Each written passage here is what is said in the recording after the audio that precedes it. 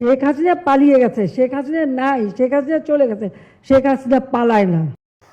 গত ৫ তারিখ বেলা ২টা ৩০ মিনিটে সংসদ ভবন থেকে বের হয়ে রওনা দেন দেশের বাইরে কোনো একটি রাষ্ট্রে। তবে কোন রাষ্ট্রে যাবেন সেটা তিনি ঠিক করেননি। আপাতত তিনি দিল্লিতেই রয়েছেন। আর ডক্টর ইউনূসকে আনা হয়েছে বাংলাদেশে, তিনি অস্থায়ী সরকার। এ ব্যাপারে সজীব ওয়াজেদ জয় বলেন যে আমার মা বাংলাদেশটার জন্য অনেক কিছুই করেছে, অবশেষে তিনি কি পেল? তিনি বুক ভরা কষ্ট নিয়ে দেশ ছাড়তে বাধ্য হলো।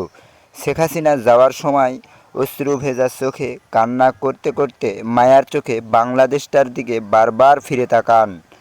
মাননীয় প্রধানমন্ত্রী শেখ হাসিনা বলেন, এই দেশটার জন্য আমি কি করিনি, এই দেশটাকে আমি অনেক ভালোবেসেছিলাম। অবশেষে এই দেশের শিক্ষার্থীরাই আমাকে এই দেশ ছাড়া করতে বাধ্য করল। এই বাংলাদেশে শতভাগ শিক্ষার্থীদের পড়াশোনা নিশ্চিত করেছি আমি এবং ডিজিটাল বাংলাদেশ গড়ে তোলার লক্ষ্যে সবাইকে উপবৃত্তিও দিয়েছি আমি। শতভাগ শিক্ষিত বাংলাদেশ গড়ে তোলার পর এই দেশ থেকে এভাবে আমাকে পালিয়ে একা একা চলে যেতে হবে, এটা আমি কখনো কল্পনাতেও ভাবতে পারিনি। বুক ভরা ব্যথা নিয়ে অশ্রু ভেজা চোখে বারবার দেশটার দিকে তাকাচ্ছিলেন মাননীয় প্রধানমন্ত্রী শেখ হাসিনা।